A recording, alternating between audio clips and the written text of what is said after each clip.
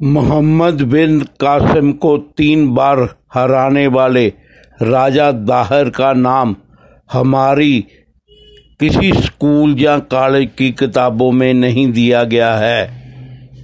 8वीं शताब्दी में सिंध पर राज करने वाला आखिरी हिंदू राजा कश्मीरी पंडित राजा दाहिर था।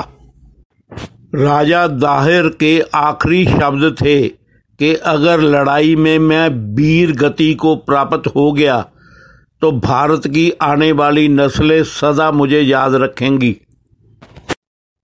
पर हिंदुस्तान में बहुत कम लोग हैं जो राजा दाहिर या उसकी वीरता के बारे में जानते हैं। पर अब पाकिस्तान के सिंध प्रांत के लोगों ने अपने इस असली नायक को सम्मान देना शुरू कर दिया है। मोहम्मद बिन कासिम, मोहम्मद गौरी, महमूद गजनवी जैसे नकली नायकों को नकारना शुरू कर दिया है। सन 632 में हजरत मोहम्मद की मौत के बाद इस्लाम के रहनुमा खलीफों ने लगभग पूरे खाड़ी देशों को और उसके साथ लगते और देशों को तलवार के जोर पर अपनी हुकूमत में मिला लिया। बगदाद के गवर्नर हिजाज ने अपने सिपह सलारों को कई बार भारत और दूसरे देशों पर हमले करने के लिए भेजा। भारत पर भी 14 बार हमले किए गए। सिंध के राजा दाहिर ने उन हमलों का डटकर मुकाबला किया, जिनमें 3 हमले बड़े थे, जिसमें हजाज के सिपह सलार मारे गए और उनको भारी नुकसान हुआ।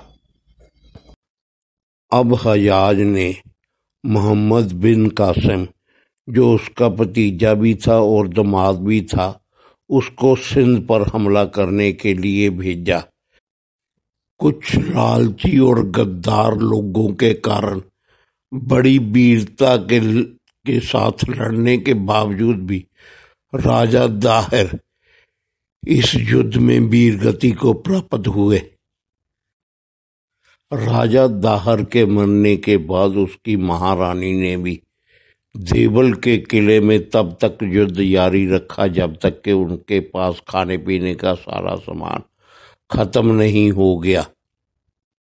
मोहम्मद बिन कासिम के मचाए गए उत्पात और क्रूरता, जिसमें औरतों के साथ किए दुर्व्यवहार को सुनकर महारानी ने उसके हाथ में आने से पहले भी अपने साथी औरतों को लेकर अपने आप को अग्नि की चिताओं के हवाले कर दिया। राजा दाहिर की 2 लड़कियां सूरजवंशी और प्रेमला को भी काफ़ी देर छुपे रहने के बाद कुछ लालची लोगों ने मोहम्मद बिन कासिम के हवाले कर दिया, जिसे उसने खलीफा के पास इनाम के तौर पर भेज दिया। सूरजवंशी ने अपने पिता का बदला लेने के लिए अपनी चालाकी से मोहम्मद बिन कासिम को खलीफा के हाथों मरवा डाला। बाद में उसकी चालाकी का पता लगने पर खलीफा ने उन दोनों को भी मौत के घाट उतार दिया।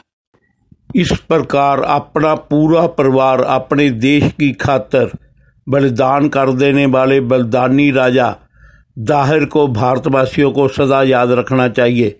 धन्यवाद।